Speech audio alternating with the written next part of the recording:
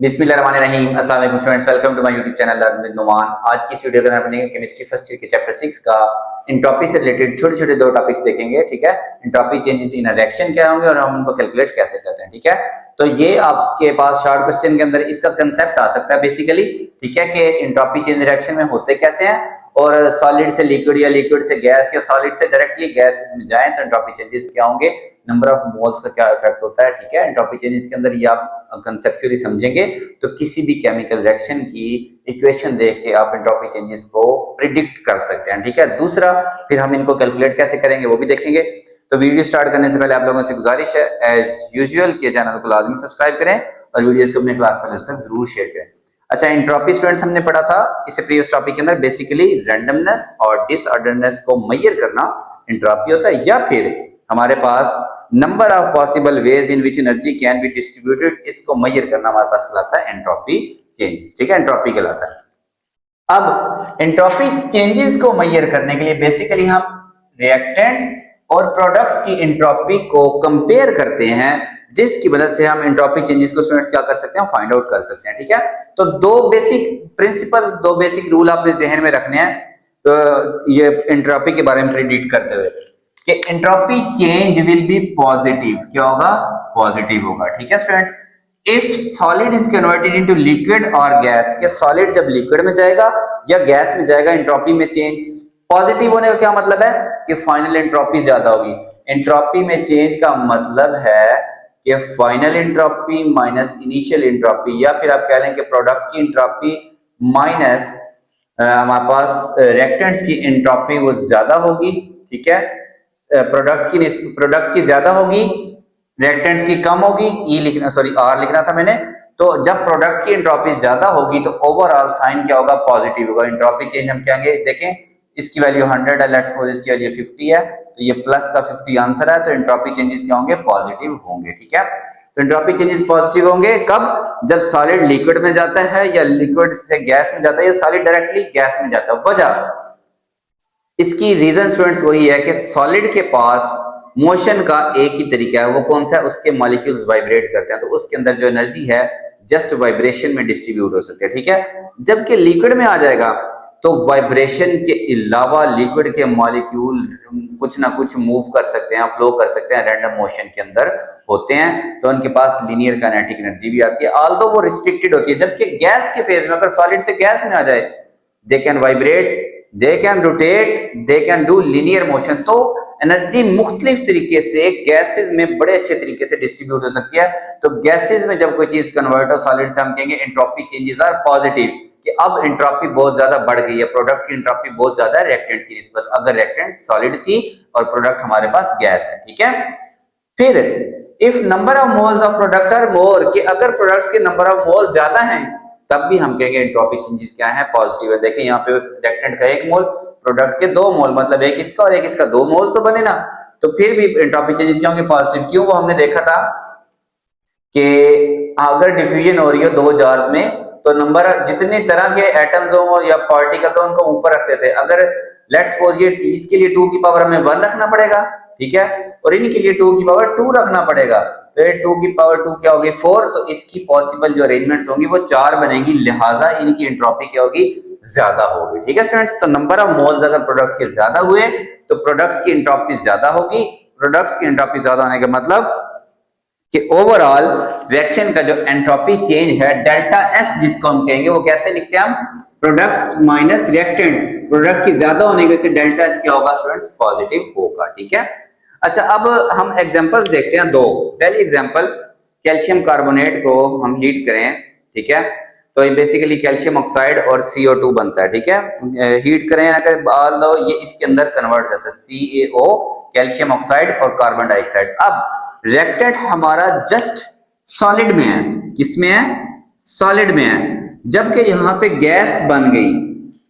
कोई भी सॉलिड जब गैस के अंदर कन्वर्ट होता है तो एंट्रोपी चेंजेस पॉजिटिव होते हैं, क्योंकि गैसेस के पास पॉसिबल जो अरेंजमेंट्स है एनर्जी डिस्ट्रीब्यूशन की वो बहुत ज्यादा होती है, तो एंट्रोपी चेंजेस पॉजिटिव होंगे। दूसरा, नंबर ऑफ मोल्स भी 2 बने, प्रोडक्ट का 1 मोल था, यहाँ पे रिएक्टेंट का 1 मोल था, प्रोडक्ट का 1 इसका और 1 इसका, कितने मोल्स हो गए? 2। तो अगर नंबर ऑफ मोल्स भी ज्यादा हो प्रोडक्ट के तो एंट्रोपी चेंजेस क्या होंगे? Entropy changes will be positive. और एंट्रोपी चेंजेस हमें बताते हैं कि रिएक्शन स्पॉन्टेनियस होगा या नहीं।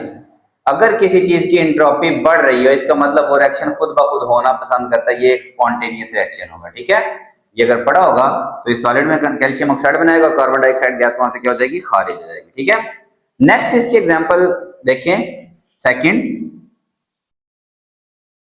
2N2O5 नाइट्रस ऑक्साइड 2NO2 बनाता 4NO2 बनाता है और ऑक्सीजन बना दी। देखें आल्दो ये भी गैस, ये भी गैस, ये भी गैस, लेकिन रिएक्टेंट के नंबर ऑफ मोल्स तो प्रोडक्ट के 4 और 1 5 नंबर ऑफ मोल्स। ठीक है, प्रोडक्ट के नंबर ऑफ मोल्स स्टूडेंट्स क्या है, बहुत ज्यादा है। तो जब अगर प्रोडक्ट्स वाली साइड पे नंबर ऑफ मोल्स ज्यादा हो तब भी आपको पता है प्रोबेबिलिटी बहुत ज्यादा बढ़ जाती है और एंट्रोपी बहुत ज्यादा इंक्रीज हो जाती है। तो ये भी क्या होगा, एक स्पॉन्टेनियस रिएक्शन होगा। ठीक है, इसी तरह के पास आपके पास क्विक चेक आएंगी, इंशाल्लाह उसकी भी वीडियो अपलोड करूंगा मैं। कुछ मसरूफियात चल रही थी जिसकी वजह से ये चैप्टर में थोड़ा सा ब्रेक आ गया। अब इंशाल्लाह जो है ना कंटिन्यूसली इसकी वीडियो अपलोड करके इसके न्यूमेरिकल की स्पेशल आपको अच्छी सी वीडियो समझाई जाएगी। ठीक है, नेक्स्ट इसी से रिलेटेड एंट्रोपी चेंज कैसे कैलकुलेट करते हैं। बेसिकली प्रोडक्ट की एंट्रोपी में से रिएक्टेंट की एंट्रोपी को माइनस कर देते हैं। एस नॉट का मतलब स्टैंडर्ड एंट्रोपी ऑफ प्रोडक्ट, कि वो अपनी स्टैंडर्ड स्टेट में हो 1 मोल के लिए। ठीक है, तो यानी कि अगर उस चीज का 1 मोल हो उसकी एंट्रोपी स्टैंडर्ड एंट्रोपी क्या होगी, उसमें से रिएक्टेंट अगर अपनी स्टैंडर्ड स्टेट में हो तो उसकी क्या एंट्रोपी होगी, उसको क्या कर देते हैं, माइनस कर देते हैं। तो ये आ जाते हैं entropy changes of a system. क्या आ जाता है, एंट्रोपी चेंज सिस्टम का। लेट्स सपोज हम कैलकुलेट करते हैं, कैल्शियम और ऑक्सीजन रिएक्ट करते हैं, ये बड़ी स्पीड से रिएक्ट करते हैं, स्पॉन्टेनियस रिएक्शन होता है। कैल्शियम ऑक्साइड बनता है सॉलिड फॉर्म में। ठीक है स्टूडेंट्स, ये गैस था, ये सॉलिड। तो ओवरऑल एंट्रोपी चेंज क्या होना चाहिए, नेगेटिव होना चाहिए, पॉजिटिव नहीं होना चाहिए। ठीक है, फिर इधर 3 मोल्स हैं, इधर 2 मोल हैं, 2 और 1 3 और इसके सिर्फ 2, तो इसकी एंट्रोपी चेंज नेगेटिव होना चाहिए। अब देखते हैं हम कैसे, ये डाटा गिवन है हमें। ठीक है, ये ऑल दो पेपर में कभी भी ऐसा नहीं होता कि चीजें आपने खुद से लिखनी हो, ये सिर्फ आपको समझाने के लिए दिया हुआ है। आपके पास कोई ना कोई वैल्यूज अलग से दी होंगी और वो पूछेंगे आपसे इसका एंट्रोपी चेंज पॉजिटिव होगा या नेगेटिव होगा। ठीक है, एमसीक्यूज में डायरेक्ट आ सकता है, सिर्फ ये इक्वेशन लिखिए, वो कहता है प्रिडिक्ट करें एंट्रोपी चेंजेस क्या होंगे सिस्टम के। तो सिस्टम का एंट्रोपी चेंजेस में मुझे नेगेटिव नजर आ रहा है क्योंकि नंबर ऑफ मोल्स भी कम हो गए और यहाँ गैस थी, यहाँ सॉलिड हो गया। ठीक है, अब कैल्शियम सॉलिड फॉर्म में उसकी जो स्टैंडर्ड एंट्रोपी है वो 41.40 जूल पर केल्विन पर मोल है। ऑक्सीजन जब गैसियस फॉर्म में उसकी एंट्रोपी 205.0 और कैल्शियम ऑक्साइड की स्टैंडर्ड एंट्रोपी 39.70 है। ठीक है स्टूडेंट्स, अब सिस्टम की एंट्रोपी के लिए प्रोडक्ट में से रिएक्टेंट को क्या करना है, एंट्रोपी में से माइनस करना है। एंट्रोपी ऑफ प्रोडक्ट का मतलब 2 मोल बन रहा है, entropy of 2 moles of calcium oxide in solid form minus reactant में 2 हैं कैल्शियम और oxygen, standard entropy of calcium in solid form multiply by 2 क्योंकि इसके 2 मोल है, प्लस अच्छा ये दरमियान में माइनस ही है लेकिन रिएक्टेंट्स की आपस में ऐड होती है। अगर 2 प्रोडक्ट्स बन रही होती है उनकी आपस में ऐड हो रही होती है। ठीक है, standard entropy of oxygen in gaseous form. ठीक है, इनकी आपने वैल्यूज पुट करनी है, रिएक्टेंट्स वाली आपस में ऐड हो जाएंगी 287।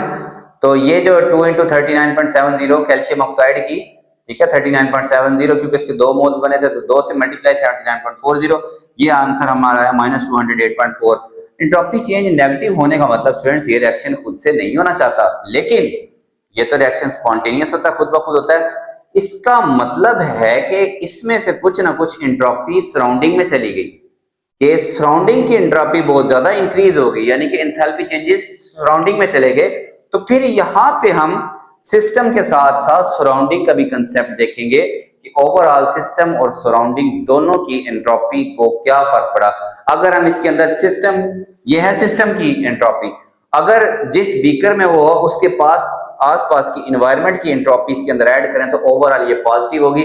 इसीलिए जो रिएक्शन है ये क्या होगा स्टूडेंट्स, स्पॉन्टेनियस रिएक्शन होगा। ठीक है, तो बेसिक 2 कंसेप्ट हमने आज देखे, एंट्रोपी चेंजेस कैसे कैलकुलेट प्रिडिक्ट कैसे करते हैं, नंबर ऑफ मोल्स और गैसियस फॉर्म से। अगर रिएक्टेंट्स सॉलिड से गैसेस में आ रही हैं तो एंट्रोपी पॉजिटिव ही होगी, एंट्रोपी चेंजेस क्या होंगे, पॉजिटिव। और अगर प्रोडक्ट्स के नंबर ऑफ मोल्स भी बढ़े तब एंट्रोपी चेंजेस क्या होंगे, पॉजिटिव। जबकि यहाँ हमारे एग्जांपल में नंबर ऑफ मोल्स भी 2 और 1 3 थे, यहाँ 2 रह गए तो ये नेगेटिव, ये भी बता रहा है। दूसरा गैस थी यहाँ पे, एक तो गैस थी ना, यहाँ पे सॉलिड रह गया तो यहाँ पे भी ये बता रहा है नेगेटिव। लेकिन ये रिएक्शन स्पॉन्टेनियस है, इसका मतलब फिर हम इसके साथ साथ सराउंडिंग की एंट्रोपी भी चेक करेंगे। तो सिस्टम प्लस सराउंडिंग करेंगे तो ओवरऑल एंट्रोपी चेंजेस इस रिएक्शन के लिए मस्ट बी पॉजिटिव होने चाहिए, तब ये क्या है स्टूडेंट, स्पॉन्टेनियस होगा। होप सब लोगों को ये छोटी सी वीडियो समझ आई होगी। चैनल आपने लाजमी सब्सक्राइब करना और वीडियोस को अपनी क्लास वालों तक जरूर शेयर करें। अल्लाह हाफिज़ फ्रेंड्स।